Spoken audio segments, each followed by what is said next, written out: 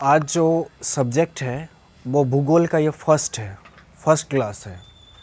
इसमें हम लोग भूगोल के बारे में जो इम्पोर्टेंट फैक्ट्स है जिससे डायरेक्ट आपको एग्ज़ाम में क्वेश्चन दिख जाता है या कई बार एग्ज़ाम में पूछा हुआ है, उसी तरह के फैक्ट्स को यहाँ पर सम्मिलित किया गया है। और किसी भी कॉम्पिटिटिव एग्ज़ाम के लिए, खास करके बिहार बीपीएससी, एसएससी, जो भी डिफरेंट एग्ज़ाम है, इसमें भूगोल इम्पोर्टेंट रोल करता है। तो आइए भूगोल के बारे में शुरू से, ये पहला क्लास है, इस पर हम लोग फोकस करते हैं। तो सबसे पहले यहाँ पर है कि भूगोल, ये जो ज्योग्राफी शब्द है ये कब से अस्तित्व में आया। तो कहा जाता है भूगोल के बारे में कि यह विषय के रूप में 19वीं शताब्दी में आया था और सबसे पहले यूनान के वासियों ने ज्योग्राफी को एज ए सब्जेक्ट के रूप में सिलेक्ट करने की कोशिश किया था। यूनान के वासियों ने, उसी में एक नाम है हिकेटियस का। इन्हें कहा जाता है फादर ऑफ ज्योग्राफी। इनकी एक किताब है जस पीरियोडस, अर्थात पृथ्वी का वर्णन। इसका ये होगा हिंदी में, जस पीरियोडस का अर्थ होगा पृथ्वी का वर्णन। इसमें इन्होंने स्वतंत्र रूप से पृथ्वी के बारे में डिटेल जानकारियाँ दी है, व्यवस्थित भूगोल के रूप में भूगोल को दिखाया है इन्हें, और इस तरह से इन्हें फादर ऑफ ज्योग्राफी कहा जाता है। लेकिन अगर कहा कि व्यवस्थित भूगोल का जनक किसे कहा जाता है, तो ये नाम क्या आता है, इराटोस्थनीज। तो इस दोनों में स्टूडेंट्स को कन्फ्यूजन होता है, हिकेटियस में और इराटोस्थनीज में। तो याद रखना कि एनसीईआरटी में अभी तक जो है आपको फादर ऑफ ज्योग्राफी हिकेटियस के बजाय क्या आता है, इराटोस्थनीज ही आता है।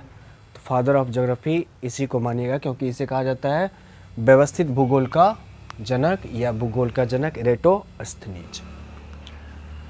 देखो, भूगोल को समझने के लिए इम्पोर्टेंट है आपको ग्लोब सामने है, तो उसमें संपूर्ण देश का मैप है। उसमें कौन कौन से भूभाग, कितना जल है, सभी दिखाया गया है।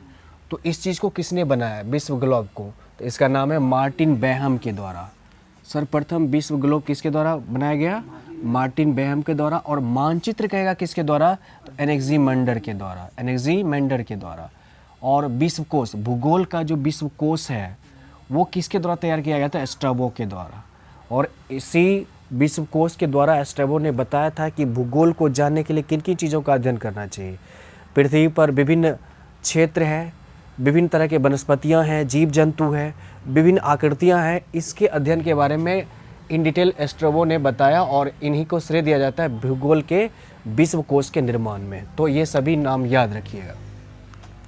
अब देखो, भूगोल को लेकर के अनेक भूगोलविद है, विद्वान है, उन्होंने कई तरह की डिफिनेशन दी है, परिभाषाएं दी है। तो इसी में कुछ इंपॉर्टेंट है जो बार बार एग्जाम में आता है।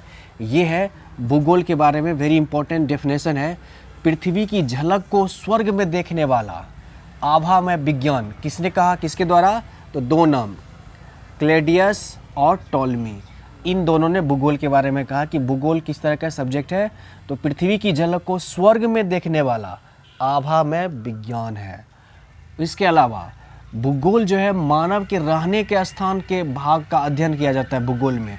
किसके द्वारा कहा गया, आर्थर होम्स के द्वारा। ये डेफिनेशन बिल्कुल आसान है। ऐसे होम मतलब क्या होता है, घर, रहने का जगह। तो मानव के रहने का स्थान के बारे में इन डिटेल बताया किसने, आर्थर होम्स के द्वारा। इसके अलावा एक और विद्वान का नाम आता है, इसका नाम है कार्ल रीटर। क्या नाम है, कार्ल रीटर। इन्होंने क्या बताया कि पृथ्वी को स्वतंत्र ग्रह के रूप में, यानी जहाँ पर हम लोग रहते हैं, इसको एक स्वतंत्र ग्रह के रूप में मान्यता देते हुए और इसके विभिन्न भागों का अध्ययन का विषय भूगोल है। किसके द्वारा डेफिनेशन दी गई है, कार्ल रीटर के द्वारा। तो विभिन्न विद्वान के अनुसार विभिन्न तरह का डेफिनेशन है। इसमें जो सबसे इम्पोर्टेंट है वो यहाँ पे रखे हैं।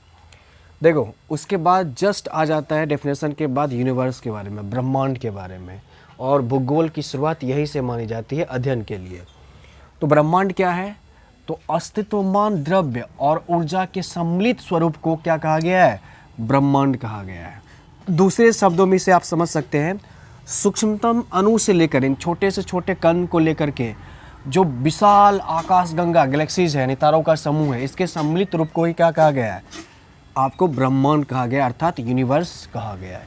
यानी सूक्ष्म से सूक्ष्म लेकर के अधिकतम बड़े विशालकाय सम्मिलित स्वरूप का ही रूप क्या है, ब्रह्मांड है। अब ब्रह्मांड किस तरह से ये उत्पत्ति हुआ, इसके बारे में विभिन्न सिद्धांत दिया गया है, जिसमें एक सिद्धांत काफ़ी ज़्यादा फेमस है और उससे बार बार क्वेश्चंस पूछा जाता है। वो कौन सा सिद्धांत है?